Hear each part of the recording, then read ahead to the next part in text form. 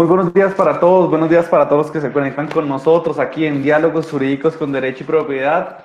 Transmitimos en vivo y en directo desde el Centro Empresarial Derecho y Propiedad, ubicado en la ciudad de Bogotá, para todo el país, en esta capacitación importante que realiza el Centro de Estudios Derecho y Propiedad. Les agradecemos a todos ustedes por estar conectados con nosotros, por conectarse desde las diferentes plataformas relacionadas aquí en Derecho y Propiedad, los que se conectan por Meet, los que se conectan por Facebook, los que se conectan por YouTube, los que se conectan por Instagram, los que nos ven por Twitter. Un saludo especial para todos ustedes. Les agradecemos que estén con nosotros aquí esta capacitación relacionada en cómo poder terminar un contrato de arrendamiento y recuperar el inmueble por incumplimiento del arrendatario. Nos acompaña el doctor Julián Andrés Jiménez desde la ciudad de Medellín. Doctor Julián, muy buenos días. Buenos días, doctor Kevin. Buenos días para todos. Bueno, muy contento realmente de que nos acompañen esta mañana de hoy para hablar de este tema tan importante y que claramente pues está en boga en este momento. Todo el tema de la pandemia y pues del confinamiento hace que de pronto algunas personas puedan tener algunas dificultades o se aprovechen de la situación también para de pronto pues incumplir el contrato de arrendamiento y muchos de los arrendatarios y de las personas que de pronto pues están dentro de estos problemas nos preguntan cómo pueden entonces terminar el contrato de arrendamiento, recuperar el inmueble claramente cuando hay un incumplimiento por parte del arrendatario. Entonces le agradezco mucho, doctor, estar con nosotros en la mañana de hoy. Mientras vemos que se van conectando más personas, vamos saludando a todos los que se conectan desde las diferentes ciudades del país, desde la ciudad de Bogotá, desde la ciudad de Villavicencio. Un saludo especial para todo el llano y claramente el departamento del Meta. Un saludo muy especial para los que se conectan desde la ciudad de Tunja. Especial también saludo para los que se conectan desde la ciudad de Cali, desde el centro del país. Les agradecemos a todos ustedes, los que se conectan desde la ciudad de Pereira. Un saludo especial para todos los del eje cafetero. Igualmente los que se van conectando con nosotros desde la ciudad de Santa Marta, desde la ciudad de Popayán, desde la ciudad de Bucaramanga, desde la ciudad de Melgar, desde la ciudad de Cúcuta, desde toda la costa atlántica. Un saludo especial para los que se conectan desde la ciudad de Barranquilla. Saludamos a todos ustedes para que disfrutemos y podamos aprender mucho sobre este tema relacionado con cómo terminar el contrato de arrendamiento. Un saludo especial también para los que se conectan desde la ciudad de Neiva, desde la ciudad de Ibagué, desde la ciudad de Pasto. Les agradecemos a todos ustedes estar conectados con nosotros en esta mañana de hoy. Y bueno, nos acompaña el doctor Julián Andrés Jiménez, como les venía comentando. Él es especialista en gerencia en riesgos laborales, experto en temas claramente de temas de arrendamiento. Y bueno, es nuestro jefe regional en la ciudad de Medellín. Esperamos aprender mucho, doctor Julián. Y bueno, usted queda entonces con el auditorio. Muchas gracias, doctor Kevin. Las diapositivas las pueden ver perfecto. Sí, ahí las estamos viendo, doctor. Perfecto. Bueno, buenos días para todos nuevamente. A todos un gusto hoy brindarles la capacitación sobre un tema que pues es álgido, que se maneja en todos los estratos sociales, ya que la restitución de inmueble arrendado se denota en estratos de lo más alto al más humilde, porque nos lleva al tipo de predios que se entregan para este tipo de arriendo, ya sea de estrato 1 o al estrato más alto. Entonces, vamos a empezar con el tema. Vamos a revisar qué es la restitución del inmueble arrendado, en qué consiste y qué concepto nos da la norma. La restitución de inmueble arrendado se da cuando yo, en calidad de arrendador o arrendatario, ya sea entrego un bien para usufructo de una familia a otra persona, o yo lo arriendo para yo mismo usufructuarlo con mi familia. Eso es conocido por todos. Nos define la norma que es la acción que se realiza con el fin de que la tenencia del bien que fue arrendado se restituya. No vamos a hablar del tema en sí de cómo se arrienda un inmueble, sino cómo yo lo puedo restituir, ya sea si me toca en calidad de arrendatario o de arrendador. Dicha restitución está precedida por la terminación del contrato de arrendamiento. El arrendador el inmueble a su dueño una vez se dé por terminado el contrato. Si bien es cierto, cuando nosotros recibimos o entregamos un predio, estamos obligados a entregarlo o a devolverlo, porque ya en medio de esa entrega se pactan unas cláusulas y unos compromisos cuando se está entregando el inmueble, no se está entregando para que lo mejoren o para que le hagan un tipo de mejoras o de arreglos al inmueble, sino acá hay unas cláusulas y causales que se pactan en un contrato de arrendamiento. Entonces, por eso la restitución nos permite que si ese inmueble no es devuelto conforme a como fue entregado, nosotros en calidad de arrendadores podamos recibirlo y acudir, si es del caso, a la jurisdicción entregó en el término pactado. Para nosotros tener claro este tema, tenemos que ir a la ley 820 del 2003, que es la que regula los contratos de arrendamiento de vivienda urbana.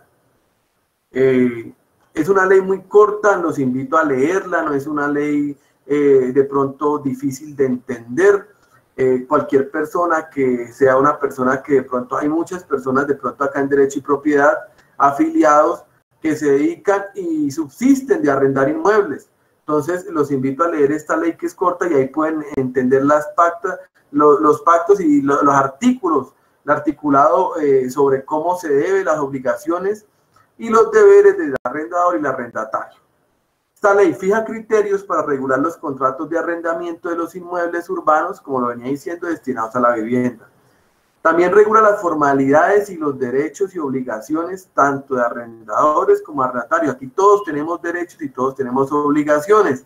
No podemos pasar uno por encima del otro, que no se pacten o que no las maneje la norma, y tampoco el arrendatario puede hacer cosas con el inmueble que no le permita esta ley.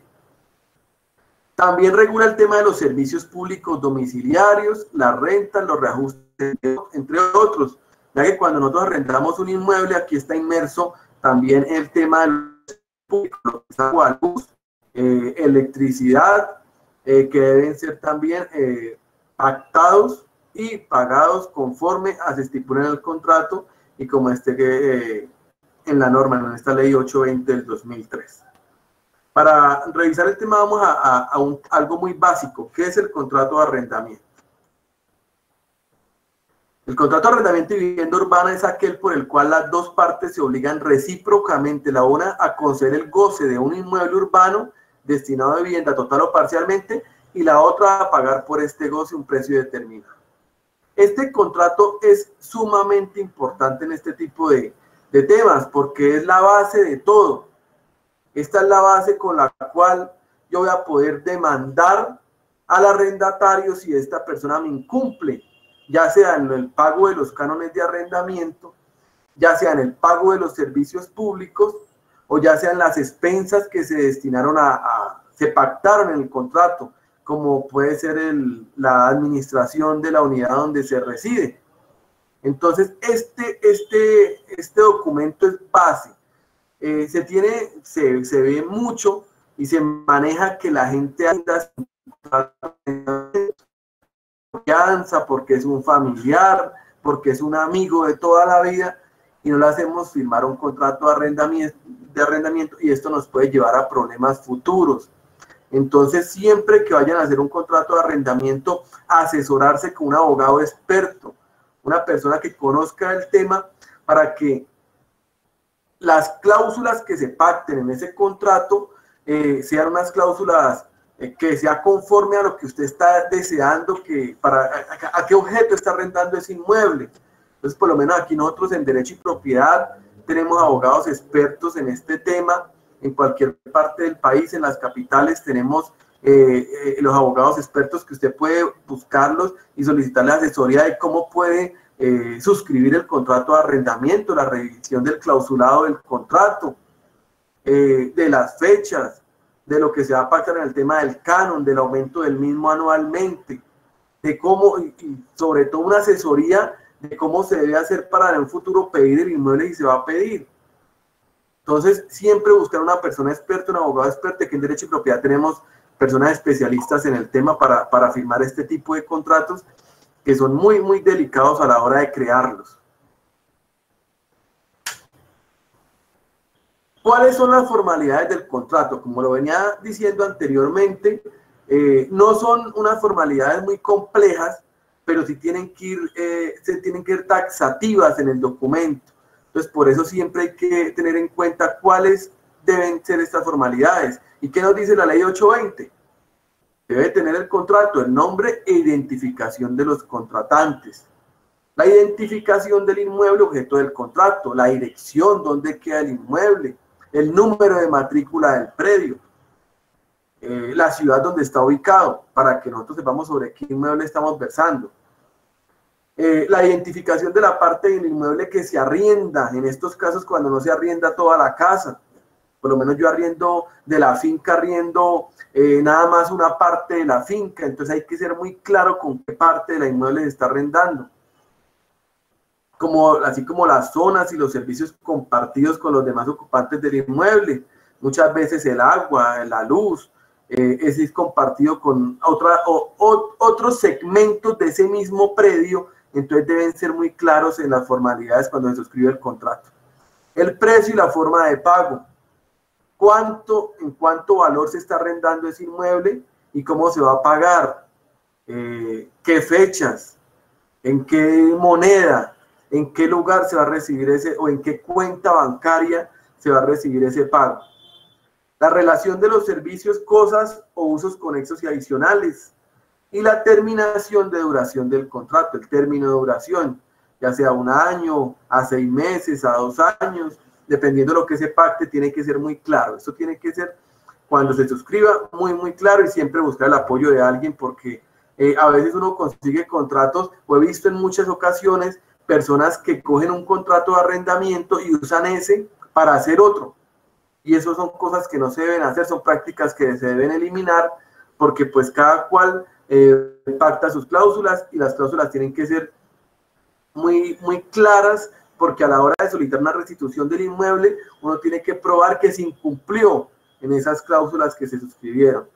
Entonces, por ejemplo, uno puede pactar una cláusula que diga que no se permite el ingreso de armas o de licor o de drogas al inmueble, porque pues es susceptible de restitución, y muchas veces no lo colocan, y puede que después digan, no, pero yo a usted no le permití hacer fiestas en esa casa, no le permití consumir licor, y no se pactó. Entonces siempre tener mucho cuidado a la hora de suscribir ese contrato.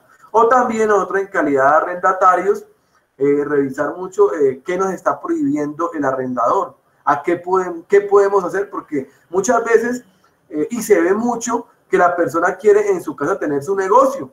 Es una persona que tiene una zapatería y quiere arrendar un inmueble para ahí mismo tener su zapatería, y está prohibido en el contrato, y no lo leemos, no nos damos cuenta, y cuando resultamos demandados con una restitución de inmueble porque se está usando el bien para fines de los cuales no se pactaron, y no nos damos cuenta, y terminamos entonces demandados en ese caso. Entonces, tener mucho cuidado a la hora de suscribir y tener cuidado con las formalidades del contrato. La clasificación de los contratos de arrendamiento son la individual, mancomunado, compartido y de pensión. El individual, bueno, es el contrato que yo le arriendo a la persona sin ningún problema para el destino de vivienda urbana. El mancomunado, se reúnen varias personas y se sacan un inmueble y lo arriendan entre varias personas. Compartido, ya tengo, saco un inmueble y yo de pronto el segundo piso lo comparto con una persona. El primer piso se ve mucho en las casas bifamiliares, que corresponden a la misma matrícula. Y de pensión, pues yo arriendo tengo una casa y arriendo las habitaciones. Entonces, se ve mucho cuando una persona tiene 7, 6 habitaciones en su vivienda y arrienda por habitaciones con los servicios compartidos, agua, luz, cocina, zona de lavandería. En esa es la clasificación que nos habla la ley 820. El término del contrato, pues el que acuerden las partes, y esto es muy importante, a falta de estipulación expresa será de 1 año. Entonces no podemos escudarnos en que muchas veces el contrato no dice a cuánto está estipulado el término, porque la ley siempre lo va a tomar a 1 año. De eso nos habla la ley 820. La prohibición de depósitos y cauciones reales. Esto es sumamente importante, ya les voy a decir por qué. En los contratos de arrendamiento para vivienda urbana no se podrán exigir depósitos en dinero efectivo u otra clase de cauciones reales para garantizar el cumplimiento de las obligaciones que conforme a dichos contratos haya asumido el arrendatario. Esta es una práctica de toda la vida de los arrendadores. ¿Qué le dicen al arrendatario o al inquilino? Que si va a arrendar el inmueble le tiene que dar un depósito de 300.000, 500.000 por servicios públicos o por daños locativos. Entonces la persona le dice, bueno, me va a pagar los arriendos, pero antes, al momento de firmar el contrato, me tiene que entregar el depósito. ¿Por qué lo dicen los arrendadores? Porque muchas veces los recibos de servicios públicos llegan atrasados 2 meses. Entonces el arrendador dice, usted me desocupa, y para yo no estarlo llamando después a buscarlo, don Pedro, es que mire, llegó, usted se fue en agosto y llegó el recibo de junio, el del agua y el de la luz. Luego de septiembre lo llama para cobrar el recibo de julio. Entonces piden esos anticipos, está totalmente prohibido. Y otro tema y otra práctica que se ve mucho y se ve siempre es las letras de cambio para garantizar los cánones de arrendamiento. El arrendador o el arrendatario le firma unas letras de cambio mensuales, cada mes se la firma por un valor y el arrendador cada vez que recibe el pago le entrega su letra de cambio. Este tema es importante, ¿por qué? Porque el único documento, el único título, la única, lo que se puede presentar en una demanda para cobrar o para una restitución es el contrato de arrendamiento. Si ustedes, los que están viendo esta capacitación, hacen eso, por favor, tenedlo en cuenta porque se ve muchísimo. Las personas firman las letras y luego le llegan al abogado y le dicen, doctor, es que me debe 3 meses de arriendo y aquí están estas letras. Eso está prohibido totalmente. No se puede firmar otro título diferente al contrato de arrendamiento. Porque la persona nos puede excepcionar, nos puede contestar la demanda y la vamos a perder en calidad de arrendadores. Hoy somos arrendatarios, nos podemos oponer a ese cobro porque la letra de cambio no es el título ejecutivo para ese cobro ejecutivo de los cánones. Entonces, por favor, tener muy claro eso.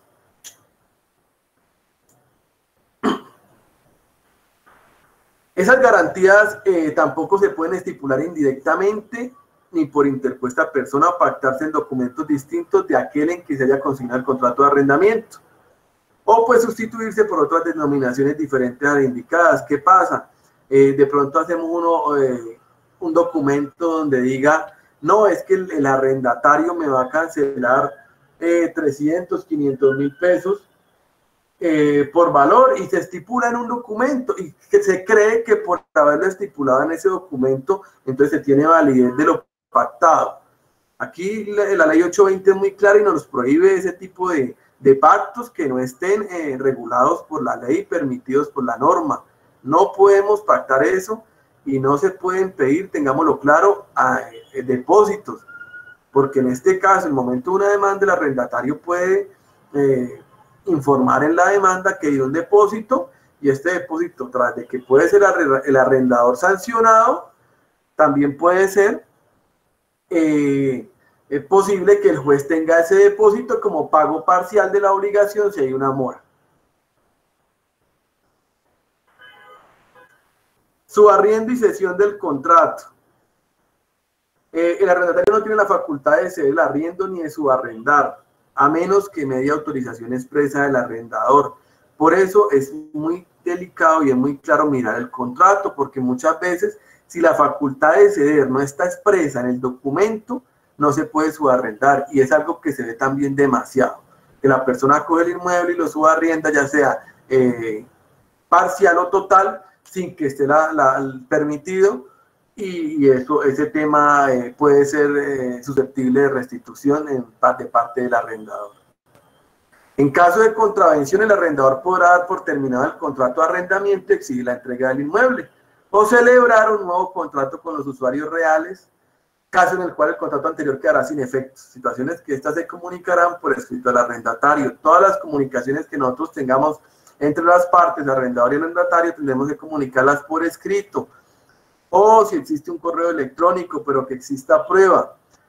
No caigamos en la práctica, la mala práctica de que a veces somos muy cercanos entre arrendador y arrendatario y todo lo manejamos a palabra, a que yo no le voy a subir este año el canon, yo no le voy a pedir el inmueble, tranquilo, todo manejémoslo por favor por escrito, donde quede prueba de lo que estamos pactando, porque esas son pruebas en un proceso, en una demanda de restitución de inmueble arrendado. Entonces eso es importante. La renta de arrendamiento. Yo creo que, bueno, yo he dicho que es importante, pero yo creo que en este tema de los arriendos es importante todo. Yo creo que si miramos cada ítem y miramos la ley 820, es todos los temas y cada cosa es importante porque de pronto mucha gente no lo sabe, pero se ve mucho la mala práctica en el caso de los arriendos, en el caso de por lo menos en ese tema de la renta de arrendamiento. Dice la norma que el precio mensual del arrendamiento será fijado por las partes en moneda legal, pero no podrá exceder el 1% del valor comercial del inmueble o de la parte del que se den arriendo. Esto es importante y le voy a poner un ejemplo. En las ciudades donde hay minería o hay petróleo, cuando estamos en bonanza, y esto pasó en Barranca Bermeja en un tiempo, estaba la bonanza petrolera, la gente le arrendaba sus inmuebles a las firmas, o arrendaba sus inmuebles, por lo menos una casa que costaba comercialmente 100 millones de pesos, la arrendaban en 5 millones de pesos o 7 millones de pesos. Y la ley 820 es muy clara. No se puede exceder el canon del 1% del valor comercial del inmueble. Entonces, si bien es cierto, conocí un caso, luego empezaron las demandas de los arrendatarios contra los arrendadores para que les devolvieran ese porcentaje de más que habían pagado. Entonces, siempre tener claro cuando vamos a pactar un canon de arrendamiento que no exceda el 1% del valor comercial. ¿Y cómo se estima ese valor comercial? Porque mucha gente dirá, yo tengo una casa y está evaluada catastralmente en 50 millones de pesos, pero yo considero que comercialmente vale 300 millones porque aquí los vecinos la están vendiendo en eso. Entonces, aquí no se mira por el avalúo que haga un perito. Aquí la estimación comercial es el doble del avalúo catastral. Es delicado el tema, es de mucho cuidado, porque después si nosotros como arrendadores le ponemos un precio muy alto al inmueble, nos van a de pronto, no se ve, no es común, les soy sincero, no es común que se vean ese tipo de demandas, que el arrendatario demande para cobrar lo demás que pagó, pero sí se puede llegar a ver. Entonces, tener muy en cuenta eso, mirar el avalúo catastral, sacar un certificado catastral, el Agustín Codazzi, o cuando uno paga los impuestos del inmueble, ahí aparece el avalúo catastral, se multiplica y es el comercial, y ahí no puede exceder. Entonces, tener mucho cuidado con eso. También cada 12 meses de la ejecución del contrato, bajo el mismo precio, el arrendador podrá incrementar el canon hasta una proporción que no es superior al 100% del incremento que haya tenido el IPC en el año calendario inmediatamente anterior a aquel en que debe efectuarse el reajuste del canon. Yo no puedo incrementar lo que yo considere. Tengo que estar pendiente en el mes de diciembre, más o menos, que están incrementando, el gobierno nacional incrementa el IPC, estar pendiente en cuánto incrementó para yo poder saber cuánto le puedo subir al reajuste del canon. La terminación del contrato de arrendamiento. La terminación del contrato de arrendamiento se puede dar por mutuo acuerdo, ya sea que yo como arrendador y arrendatario digamos, la verdad, yo no tengo más dinero, ahorita que se manejó la pandemia, que empezó el gobierno a decir que por favor llegáramos a conciliaciones entre arrendadores y arrendatarios, que si no teníamos dinero, entonces llegáramos a una conciliación. Si yo le recibo, si bien es cierto todavía faltan 3, 4 meses para que se cumpla el contrato, hagamos una cosa, pues no entremos en conflicto, yo le recibo el inmueble y me da un porcentaje de esos 4 meses que faltan. Entonces se puede llegar a un mutuo acuerdo. Se puede terminar por parte del arrendador, si bien el arrendador encuentra causales que terminen el contrato pactadas en el mismo, entonces el arrendador puede hacer la terminación. Y también la puede terminar el arrendatario. El arrendatario, muchas veces la gente lo mira como la parte débil en este tipo de contratos, porque siempre el arrendador es el que ataca, el que cobra, el que restituyame. El arrendatario también tiene sus derechos y el arrendador también tiene sus obligaciones. Entonces el arrendatario también puede mirar cuáles obligaciones tenía pactada el arrendador en el contrato y solicitar la terminación del contrato. Es decir, no, yo realmente, pongamos un ejemplo, yo le pasé 3 veces una solicitud para el arreglo de un daño locativo que era carga del arrendador y nunca lo hizo. Entonces, por esa razón voy a terminar el contrato de arrendamiento. Ya entramos a un tema ya más procesal, un tema más jurídico. ¿Qué pasa ya en el caso en que definitivamente pues esta persona no me quiere entregar el inmueble ni de mutuo acuerdo, el arrendatario no me lo quiere devolver, yo le hago las solicitudes y sigue en el inmueble, no me paga los cánones, debe servicios, debe la cuota de la administración? ¿Qué debo yo hacer? Entonces, este conflicto está estipulado en el artículo 384 del Código General del Proceso, que es la misma ley 1564 del 2012. Si bien es cierto, en este tipo de procesos no es necesaria la conciliación para incoar la demanda, como abogados, primero que todo buscar un abogado experto en el tema, como los de derecho y propiedad. Si ustedes tienen en la ciudad que estén, se comunican con el abogado de la zona, el jefe regional, y piden una cita con el abogado y presenta las pruebas que tenga, que pretenda hacer valer. El contrato de arrendamiento pues es base de esta demanda, pero no significa que si no se tiene el contrato de arrendamiento entonces no se pueda incoar la misma o perdamos el derecho.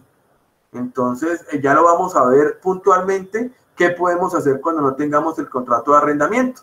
Y como les venía diciendo, si bien es cierto, pues no es necesaria la conciliación, sí se llama a conciliar, a citar a conciliar a las partes para que éstas lleguen a un acuerdo de entrega del inmueble y pago de lo adeudado, o también para iniciar la acción de desalojo. Entonces, es preferible que se llegue a la conciliación, a citar a la conciliación. Se presenta la demanda. Si de esta demanda como base pues el contrato no se tiene un contrato de arrendamiento, pues se puede tener unos testigos, porque muchas veces arrendamos a lo amigo, a mi amigo, a mi familiar y no le hacemos firmar. Entonces tenemos que citar las pruebas que tengamos un documento, tengamos un acta de conciliación, tengamos unas pruebas testimoniales que puedan llegar a probar que existió y que ese inmueble no se entregó como regalo o como para cohabitar por siempre, sino que se entregó en calidad de arriendo. Esa demanda, pues, siempre nosotros tenemos que, por ejemplo, les decía yo anteriormente, que tengamos las pruebas suficientes para para llegar a demostrarle al juez el tipo de contrato y pues tratar de llevar a un interrogatorio de parte al arrendatario para que éste nos acepte las deudas o si la deuda es de servicios públicos, pues nosotros tenemos que llevar los servicios públicos pagos, la factura de servicio público paga y hacerla ver en el proceso. Las notificaciones de esta demanda, pues nosotros tenemos que tener claro que pues el decreto 806 del 2020 nos hizo un cambio en este tema, en el tema procesal y procedimental del proceso, y pues una cosa es lo que dice el CGP, pero por ahora nosotros la estamos manejando cumpliendo las órdenes del decreto 806, que es por correo electrónico, y si no se tiene el correo, pues se enviará de manera física a la dirección donde se haya pactado en el contrato de arrendamiento que se fijaron notificaciones. Si esta persona no reciben esa dirección que se pactó en el contrato, pues entonces se le mandará la dirección del inmueble donde la persona está usufructuando. Y si no es el caso y tampoco se recibe, pues se solicitará el emplazamiento de la parte demandada. Para este caso, es necesario que si nosotros somos arrendatarios y la deuda es, la restitución es por la mora, en los cánones de arrendamiento, este proceso se llevará y se tramitará por única instancia, si solamente es por la mora de los cánones. Y para nosotros, o como arrendatarios, o para que la persona demandada pueda ejercer su derecho a la defensa, tiene que pagar los cánones que debe. No se puede contestar esta demanda sin pagar. ¿Qué es lo que pasa? El dueño del inmueble me demanda a mí porque le debo 3 cánones de arrendamiento. Si yo quiero contestarla, tengo que ir al juzgado y pedir la cuenta al juzgado y decirle, señor juzgado, mira, aquí le consigno, aquí le llegó el certificado de consignación, ahora sí escúcheme en la demanda. Y el demandado puede pedir que se retengan esos dineros porque se va a probar que ese dinero ya se pagó, o el demandado, o si el demandado no hace esa oposición, el juzgado está obligado a entregarle de manera inmediata esos dineros al demandante. Entonces, esto es fundamental en este tipo de demandas, que si se quiere hacer oposición, se tiene que pagar lo deudado. Si la demanda no es por los cánones de arrendamiento únicamente, sino por otras cosas, entonces ya el proceso por la restitución de inmuebles se manejará por 2 instancias dependiendo la cuantía. Eso es lo que se maneja en este tipo si vamos a contestar la demanda. Si vamos a presentar mejoras obviamente autorizadas por el arrendador en su momento, entonces estas mejoras, si el juez tiene el derecho de decretarlas, de ordenarlas, de decir que sí, aprobarlas, y entonces tiene que el demandante pagar esas mejoras, las mejoras que se le hicieron al predio, ya sea que, por ejemplo, yo hablé con el arrendador y le dije, señor arrendador, tengo una fuga de agua en el baño principal, solicito que usted me autorice a arreglar ese baño, y lo descontamos de los arriendos y llegan a ese acuerdo, entonces es una mejora que se le hizo, aceptada por el arrendador, entonces nosotros la hacemos llegar como prueba y solicitud a la demanda. La compensación de créditos, bueno, como lo venía diciendo, si en la demanda se le reconoce al demandado el derecho al valor de la mejora, reparaciones o lo que haya sido, si es una finca, pues los cultivos, tal crédito se recompensará con lo que aquel adeuda al demandante. Yo por lo menos como demandado le hice unas mejoras que costaron $1.000.000 al baño principal y yo le debo 2 meses de arriendo por valor a $1.000.000, pues el juez puede ordenar que se compense esa deuda por las mejoras y se haga como una especie de cruce de cuentas. Entonces, para que se tenga eso claro, siempre tener recibos de toda autorización, todo que sea muy bien demostrado, los recibos, las cotizaciones, facturas, especialmente que sean facturas de una empresa reconocida, de home center, de una ferretería que tenga un NIT, porque yo no puedo presentarle un recibo de papel al arrendador o al juzgado diciéndole que eso me cobró un maestro de obra, porque pues puede que en la demanda no lo reconozcan. Entonces siempre tenerlo de entidades o empresas realmente reconocidas. En este tipo de demandas se le permite al demandado actuar como quiera, pero lo que no se le permite es reconvenir la demanda. La reconvención no está permitida para el demandado. Embargos y secuestros. Ese tema es muy importante también. ¿Por qué? Porque es que nosotros, cuando he visto casos, y por lo menos lo vi hace muchos años, que el apoderado judicial inicia el proceso de restitución de inmueble. Lo vi una vez, inicia el proceso de restitución de inmueble en un juzgado, le saca copia auténtica al contrato de arrendamiento porque ya lo presentó ella en la demanda y viene le presenta el proceso ejecutivo por el otro. Entonces, este artículo nos permite embargar de entrada y secuestra, pedir embargos y secuestros para no tener que meter dos demandas, un ejecutivo y el ordinario. Entonces podemos decirle al juez, señor juez, el demandado me adeuda 5 meses de arrendamiento, me adeuda 3 meses de luz, 3 meses de agua y me adeuda la administración del edificio. Entonces yo solicito que le embargue el salario o solicito que se le embargue un inmueble que tenga el arrendatario a nombre de él. Y solicito que se le secuestre ese inmueble porque si pasa la demanda y el señor no llega a una conciliación, solicitemos el secuestro y llevemos a un remate esos embargos, ya sea el salario, un vehículo, un bien inmueble o bienes en ser, como ustedes consideren que después de la investigación que haga el apoderado, el abogado, que considere que le puede embargar y secuestrar al arrendatario. Es importante también cuando nosotros vayamos a arrendar por este temita de los embargos y secuestros, revisar el tema de a quién estamos arrendando el inmueble. A nosotros a la oficina nos llaman muchas veces personas que arriendan a personas que no tienen garantías y por eso es que las inmobiliarias son tan delicadas al momento de aprobar un arriendo de un inmueble. Por eso las pólizas que revisan, nosotros no nos confiemos de que es el amigo, de que es el familiar. Siempre revisemos a quién le vamos a arrendar y qué garantía nos está mostrando. Esa persona que tiene, en el momento de que esa persona no llegue a pagar, ¿qué le podemos embargar? ¿Tiene una casa? ¿O qué codeudor nos va a presentar en el contrato? El codeudor que tiene puede tener un salario, pero si el salario es un salario de $1 millón, prácticamente un mínimo, ¿qué le vamos a embargar de ese salario si el mínimo es inembargable? Le podemos embargar la quinta parte de lo que sea del mínimo a ese arrendatario o a ese codeudor, pero si la persona no gana mucho, pues no le vamos a poder prácticamente embargar nada. Entonces siempre tener mucho cuidado. A veces nos demoramos y es un poco, yo entiendo al arrendatario que a veces dura hasta meses sin poder arrendar el inmueble porque no encuentra un buen arrendatario.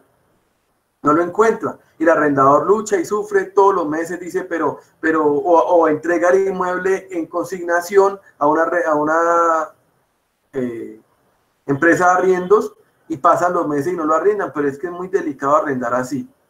Entonces siempre tener claro que se le arrende a personas con capacidad de pago, con capacidad de respaldo, que la persona siempre tenga un salario que puede que sea 2 o 3 veces el que exceda el valor del canon, o que tenga un inmueble que se revise, siempre buscar un abogado de derecho y propiedad que sepa revisar un certificado de libertad y tradición, porque muchas veces nos presentan codeudores como esos que ofrecen su servicio en las páginas de redes sociales o en los periódicos, que dicen: les sirvo de fiador, servimos de fiadores, y ellos presentan un certificado de libertad y tradición de un inmueble para garantizar ser codeudor, y usted realmente, la persona tiene un certificado y está a nombre de esa persona, pero son certificados de libertad y tradición que los usan para eso, para engañar al arrendador o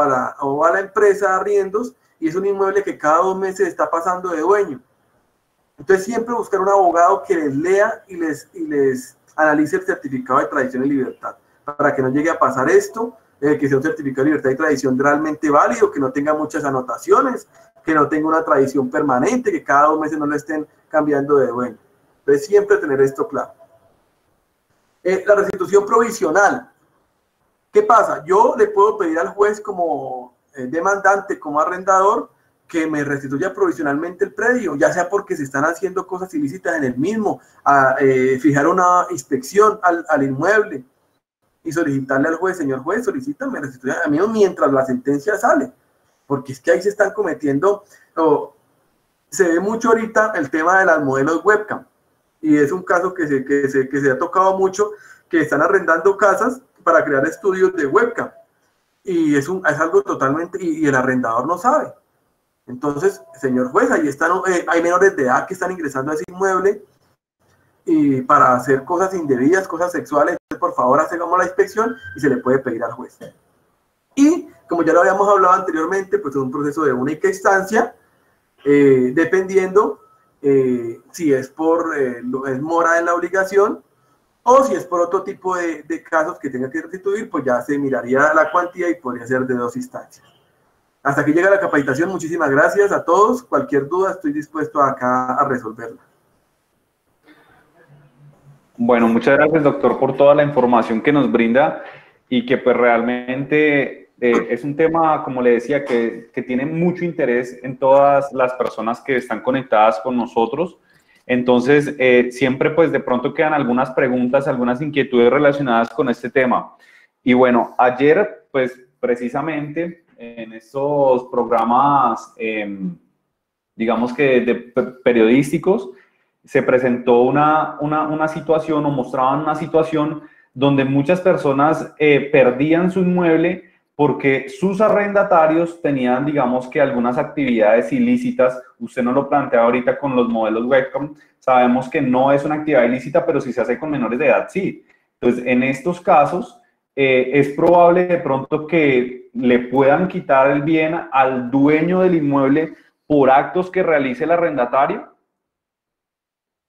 Exacto, doctor Kevin, totalmente. El tema es importante porque si bien es cierto, un estudio webcam no es algo ilícito, la práctica sí se puede llevar, por eso es que es importante solicitar una inspección al juzgado para revisar si sobre este tema se han mandado, se están haciendo cosas con menores de edad. Eso por ese lado. Y segundo, si la actividad es ilegal, por lo menos una venta de estupefacientes, ese inmueble puede llegar a una extinción de dominio. Y si yo no tengo un contrato de arrendamiento firmado, lo arrendé a un amigo sin una prueba, puede que yo no le pueda demostrar al fiscal que lleva ese proceso penal que yo arrendé eso y que yo soy una persona que no sé, y aquí están las causales de las que yo prohibí esas cosas, y puede que yo sea, y se ha visto el caso de que esos muebles se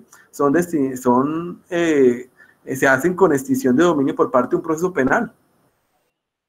¿Qué puede hacer entonces en este caso de pronto la persona para, primero, evitar esto y segundo, en caso de que en esta situación, pues poder no perder obviamente su inmueble porque pues muchas veces, como nos lo presentaban ayer, son situaciones que muchas veces no dependen ni siquiera de los mismos arrendadores. En este caso puede haber una persona que esté en otra ciudad, que trabaje en otra ciudad y tenga un inmueble arrendado de pronto, por ejemplo, que él trabaje en Medellín y tenga arrendado el inmueble en Bogotá. Entonces, en ese caso, pues, ¿cómo hace de pronto para salvaguardar su inmueble y salvaguardar sus intereses?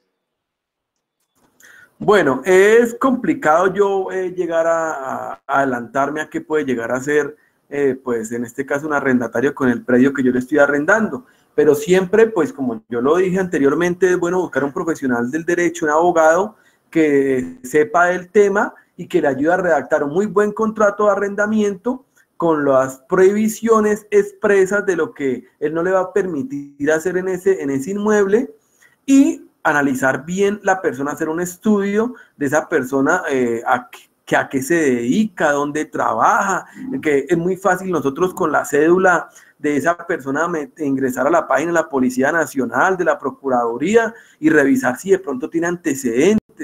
Hay que hacer un estudio no tan complejo, muy sencillo, que nos puede llevar a mirar qué tipo de persona nos está solicitando el inmueble para arriendo. Y hacer un muy buen contrato de arrendamiento para que si de pronto esa persona en un futuro llega a usar el inmueble para ilícitos, podamos demostrarle al proceso penal que nosotros somos víctimas y que nosotros no somos cómplices de esa persona y que se arrendó el inmueble para destinación de vivienda urbana y el arrendatario lo está usando para fines ilícitos. Entonces, con ese contrato bien hecho se puede llegar a prevenir de pronto un problema de esos, como la extinción del inmueble, extinción de dominio del inmueble. Bueno, entonces tenemos que en el primer caso es importante hacer un contrato de arrendamiento que permita claramente pues a las dos partes, en este caso pues también al arrendador, que pueda llegar a salvaguardar sus intereses y poder pues también tener alternativas para poder defenderse en algún caso dado. Entonces, nuestro primer caso es, por favor, comuníquese con nosotros, contáctenos para que podamos ayudarlo a hacer un contrato de arrendamiento que permita salvaguardar sus intereses. Ahora bien, doctor, ¿qué pasa? Ya pasando entonces, ya no solamente del lado del arrendador, pasamos ahora al lado del arrendatario. ¿Qué pasa de pronto cuando el arrendatario no está en deuda y aún así pues claramente lo demandan. Decía usted que esta persona solo podría intervenir en el proceso siempre y cuando cancelara los valores que presuntamente adeudaba. ¿Qué pasa de pronto cuando esos dineros esta persona no los adeuda y en ocasiones, nos ha pasado aquí en Derecho y Propiedad, se vulneran los derechos del arrendatario? Bueno, en este caso, sí, es cierto, muchas veces se demanda o muchas veces el arrendatario pues quiere pagar y el arrendador no le recibe. Entonces el arrendatario le consigna un depósito judicial a una cuenta y tiene los recibos de que él sí no le quiso recibir, pero que él tiene esos pagos, esas constancias de pago, y los presenta en la demanda. Pues en ese caso, si el juez le llega a probar que él no los quiso recibir, lo va a sancionar con un 30% del valor de la pretensión. Y si es el contrario, si el arrendador es el que llega a decir que sí le pagó y no tiene cómo probar, pues también va a tener su sanción. Entonces, siempre que la persona no nos quiera recibir, bueno, no es que yo no le pagué porque no me quiso recibir. No, hay que ir a una cuenta de depósitos judiciales, aperturarla y consignarle todos los cánones con el reajuste, con lo que haya lugar a esa cuenta, para que si nos llegan a demandar falsamente, pues nosotros tengamos las pruebas y el de arrendador te ha condenado en costas y sea sancionado por haber demandado sin haber habido deuda. Hay situaciones, doctor, en las que muchas veces de pronto dentro de los contratos de arrendamiento se generan unas estipulaciones en las cuales, o lo que llamamos unas cláusulas de terminación, en las que podemos nosotros pues dar por terminado el contrato de arrendamiento y de esta manera pues digamos que se podría en dado caso evitar entonces un proceso de una disolución de un contrato, por ejemplo, o igualmente tengo que adelantar el proceso ante el juez para que él me permita entregarle el inmueble o ya poder rescindir el contrato de arrendamiento. No, pues en este caso nosotros tenemos, como ven diciendo, no es obligación la conciliación, pero sí tenemos la posibilidad y la opción de llegar a conciliar y citar a las partes a un centro de conciliación para llegar a no tener que llegar a la jurisdicción. En el caso de yo querer entregar el inmueble o como se veía en la pandemia, no tener que llegar a una demanda o por lo menos no demandar, por lo menos a veces los cánones de arrendamiento son muy bajitos, por lo menos son de 300, 400 mil pesos, y no llegar a entrar a una demanda que puede durar mucho tiempo por un canon. Entonces se puede llegar a la conciliación extrajudicial o el derecho para evitar ese tipo de actos jurídicos. Es decir, entonces, que no podemos dar por terminado el contrato de arrendamiento simplemente bajo las causales de pronto de determinación que nosotros presentamos en el contrato, sino nos toca hacerlas valer dentro del juzgado o en un juzgado dentro de un proceso judicial. ¿En qué sentido, doctor Kevin? No, realmente no. Supongamos de pronto entonces que tenemos entonces lo que usted nos decía, el ejemplo que usted nos ponía con las actividades webcam. Entonces, colocamos, por ejemplo, como causal de terminación de que si se llegan a presentar situaciones bochornosas o que de pronto atenten contra la moralidad, las buenas costumbres, o utilicen el bien para otra actividad que no sea, por ejemplo, la de vivienda, entonces podemos dar por terminado el contrato. En esos casos, puedo yo decirle a la persona, me entrega el bien inmueble en tal fecha, o tengo que llevar la situación donde el juez para que el juez determine en qué fecha debe entregarme el inmueble. Nosotros podemos hacer dos opciones. Nosotros podemos citar a conciliación y hacer una acción de desalojo. Eso se puede hacer. Y si eso no es posible, pues entonces sí tenemos que demostrarle al juez que haga una inspección en el inmueble y él pueda demostrar que sí y se pueda pedir la restitución provisional, como lo venía diciendo yo anteriormente. Provisional, que no esperemos hasta el fallo para que me restituyan. Entonces tenemos esos dos caminos, conciliación y posteriormente acción de desalojo, o probar el incumplimiento a las causales pactadas y la restitución provisional del inmueble. Bueno, para todos los que nos ven en este momento, no olviden conectarse con nosotros aquí en Diálogos Jurídicos con Derecho y Propiedad. Es importante que usted empiece a conocer cada una de las situaciones que se presentan y pues claramente aquí estamos con abogados expertos como el doctor Julián Jiménez en la ciudad de Medellín para atender todas sus consultas, todos sus casos, todas las situaciones que se le presentan, no solamente con este tema, sino con cualquier tema de su interés. Importante que usted se pueda comunicar a nivel nacional a los números que aparecen en pantalla para que podamos asesorarlo, para que podamos ayudarlo y en caso de claramente también poder representarlo para poder garantizar todos sus intereses. También nos puede escribir al correo que aparece en pantalla, servicioalcliente@derechaypropiedad.com, conectarse con nosotros o comunicarse a través de las redes sociales. Tenemos muchas personas que nos ven en este momento en Facebook, les agradecemos a todos ustedes que se puedan también comunicar con nosotros si desean también por esa red social o a través de www.derechaypropiedad.com, chatear con nosotros para que podamos ayudarle en cualquier situación que usted tenga. Lo importante es que podamos encontrar la solución a sus problemas con mecanismos y alternativas legales que le ofrece Derecho y Propiedad. No olviden mañana conectarse con nosotros aquí en Diálogos Jurídicos con Derecho y Propiedad para conocer todo lo relacionado con la protección a mujeres víctimas de violencia. Cualquier tipo de violencia vamos a tratar aquí en Diálogos Jurídicos con Derecho y Propiedad. Estará la doctora Jenny Campos, que nos ampliará todo este tema. Le agradecemos mucho, doctor Julián Jiménez, haber estado en la mañana de hoy con nosotros. Perfecto, doctor Kevin, muchas gracias a todos por su asistencia, por el cuidado que le puso a la capacitación y con gusto cualquier otra capacitación les colaboraré siempre.